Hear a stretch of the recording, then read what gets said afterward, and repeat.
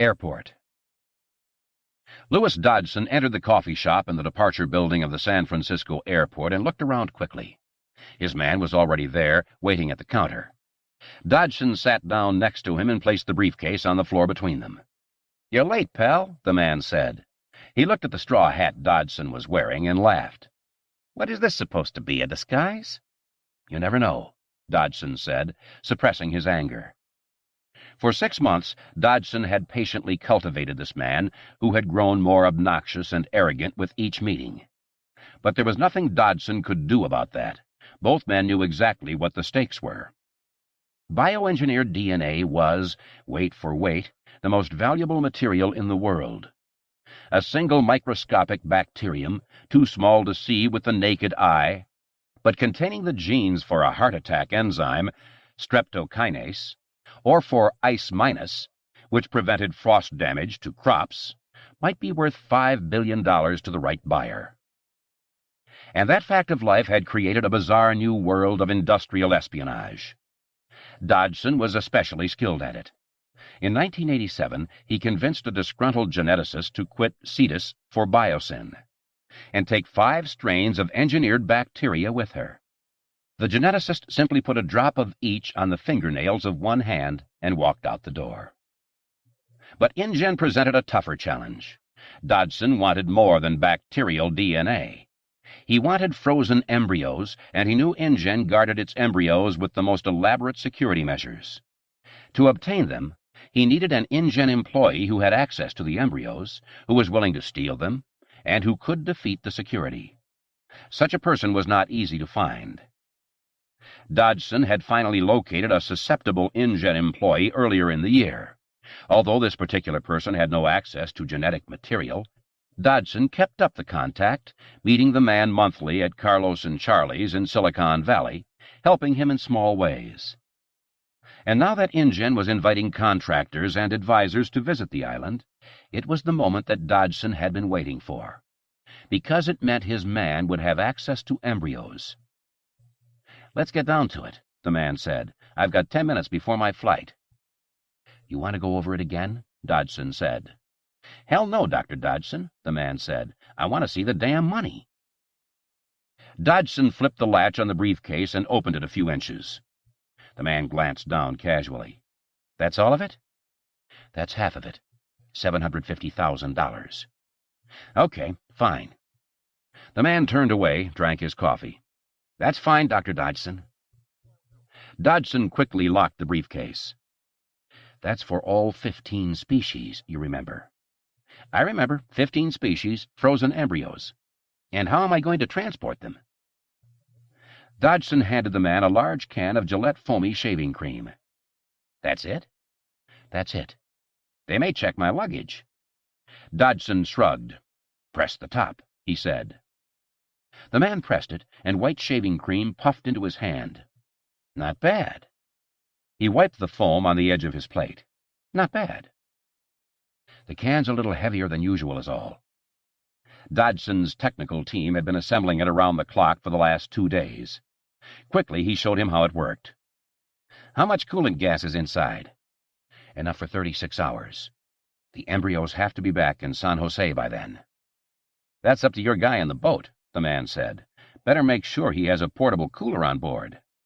"I'll do that," Dodgson said. "And let's just review the bidding." "The deal is the same," Dodgson said. 50,000 on delivery of each embryo. If they're viable, an additional 50,000 each. "That's fine. Just make sure you have the boat waiting at the east dock of the island Friday night. Not the north dock, where the big supply boats arrive. The east dock. It's a small utility dock. You got that?" "I got it," Dodgson said. "When will you be back in San Jose?" "Probably Sunday." The man pushed away from the counter. Dodgson fretted. "You're sure you know how to work the—" "I know," the man said. "Believe me, I know." "Also," Dodgson said, "we think the island maintains constant radio contact with InGen corporate headquarters in California, so—" "Look, I've got it covered," the man said. "Just relax and get the money ready. I want it all Sunday morning in San Jose Airport in cash." "It'll be waiting for you," Dodgson said. "Don't worry." Malcolm. Shortly before midnight, he stepped on the plane at the Dallas airport. A tall, thin, balding man of 35, dressed entirely in black. Black shirt, black trousers, black socks, black sneakers. "Ah, Dr. Malcolm," Hammond said, smiling with forced graciousness. Malcolm grinned. "Hello, John. Yes, I am afraid your old nemesis is here." Malcolm shook hands with everyone, saying quickly, "Ian Malcolm, how do you do? I do maths." He struck Grant as being more amused by the outing than anything else. Certainly Grant recognized his name. Ian Malcolm was one of the most famous of the new generation of mathematicians who were openly interested in how the real world works. These scholars broke with the cloistered tradition of mathematicians in several important ways. For one thing, they used computers constantly, a practice traditional mathematicians frowned on. For another, they worked almost exclusively with nonlinear equations, in the emerging field called chaos theory. For a third, they appeared to care that their mathematics described something that actually existed in the real world. And finally, as if to emphasize their emergence from academia into the world, they dressed and spoke with what one senior mathematician called a deplorable excess of personality. In fact, they often behaved like rock stars. Malcolm sat in one of the padded chairs. The stewardess asked him if he wanted a drink. He said, "Diet Coke, shaken, not stirred." Humid Dallas air drifted through the open door. Ellie said, "Isn't it a little warm for black?" "You're extremely pretty, Dr. Sattler," he said. "I could look at your legs all day. But no, as a matter of fact, black is an excellent color for heat. If you remember your black body radiation, black is actually best in heat, efficient radiation. In any case, I wear only two colors, black and gray." Ellie was staring at him, her mouth open. "These colors are appropriate for any occasion," Malcolm continued, "and they go well together, should I mistakenly put on a pair of gray socks with my black trousers." "But don't you find it boring to wear only two colors?" "Not at all. I find it liberating. I believe my life has value, and I don't want to waste it thinking about clothing," Malcolm said. "I don't want to think about what I will wear in the morning. Truly, can you imagine anything more boring than fashion? Professional sports, perhaps. Grown men swatting little balls while the rest of the world pays money to applaud. But, on the whole, I find fashion even more tedious than sports." "Dr. Malcolm," Hammond explained, "is a man of strong opinions." "And mad as a hatter," Malcolm said cheerfully.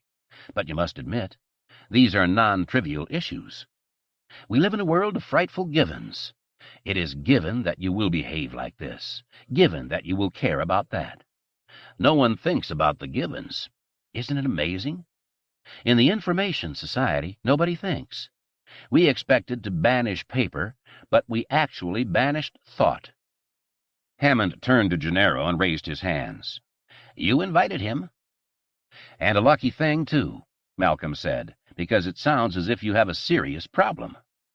"We have no problem," Hammond said quickly. "I always maintained this island would be unworkable," Malcolm said. "I predicted it from the beginning." He reached into a soft leather briefcase. "And I trust by now we all know what the eventual outcome is going to be. You're going to have to shut the thing down." "Shut it down?" Hammond stood angrily. "This is ridiculous." Malcolm shrugged, indifferent to Hammond's outburst. "I've brought copies of my original paper for you to look at," he said. "The original consultancy paper I did for InGen. The mathematics are a bit sticky, but I can walk you through it. Are you leaving now?" "I have some phone calls to make," Hammond said, and went into the adjoining cabin. "Well, it's a long flight," Malcolm said to the others. "At least my paper will give you something to do." The plane flew through the night. Grant knew that Ian Malcolm had his share of detractors, and he could understand why some found his style too abrasive, and his applications of chaos theory too glib. Grant thumbed through the paper, glancing at the equations. Gennaro said, "Your paper concludes that Hammond's island is bound to fail?" "Correct." "Because of chaos theory?" "Correct. To be more precise, because of the behavior of the system in phase space." Gennaro tossed the paper aside and said, "Can you explain this in English?" "Surely," Malcolm said. "Let's see where we have to start. You know what a nonlinear equation is?" "No." "Strange attractors?" "No." "All right," Malcolm said. "Let's go back to the beginning." He paused, staring at the ceiling. "Physics has had great success at describing certain kinds of behavior. Planets in orbit, spacecraft going to the moon, pendulums and springs and rolling balls, that sort of thing. The regular movement of objects. These are described by what are called linear equations, and mathematicians can solve those equations easily. We've been doing it for hundreds of years." "Okay," Gennaro said. "But there is another kind of behavior, which physics handles badly. For example, anything to do with turbulence. Water coming out of a spout. Air moving over an airplane wing. Weather. Blood flowing through the heart. Turbulent events are described by nonlinear equations. They're hard to solve. In fact, they're usually impossible to solve. So physics has never understood this whole class of events. Until about 10 years ago. The new theory that describes them is called chaos theory. Chaos theory originally grew out of attempts to make computer models of weather in the 1960s. Weather is a big, complicated system, namely the Earth's atmosphere as it interacts with the land and the sun. The behavior of this big, complicated system always defied understanding. So naturally, we couldn't predict weather. But what the early researchers learned from computer models was that, even if you could understand it, you still couldn't predict it. Weather prediction is absolutely impossible. The reason is that the behavior of the system is sensitively dependent on initial conditions. "You lost me," Gennaro said.